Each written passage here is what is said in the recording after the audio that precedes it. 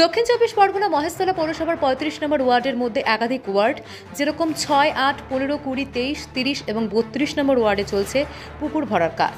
চারিদিকে উঁচু বাউন্ডারি দিয়ে চলছে পুকুর ভরার কাজ। কিছু পুকুরে নোটিশ দিয়ে ভর্তি করে দেওয়া হচ্ছে, বন্ধ করা হচ্ছে। মহেশতলা পৌরসভার চেয়ারম্যান এবং বিধায়ক দুলাল দাস বলেন, আমরা নোটিশ পাঠিয়ে বন্ধ করেছি এবং পুলিশকে গ্রেপ্তার করতে বলেছি, কিন্তু পুলিশ কাউকেই গ্রেপ্তার করেনি। পুলিশের মদতেই চলছে পুকুর ভর্তির কাজ। মুখ্যমন্ত্রী আগেই পুলিশকে বলেছিল, যেখানে পুকুর ভর্তি হবে সেখানে আগে গ্রেপ্তার করতে হবে, কিন্তু আমার হাতে ক্ষমতা নেই। যদি ক্ষমতা থাকতো আমি আগে পুলিশকে ট্রান্সফার করে দিতাম এখান থেকে।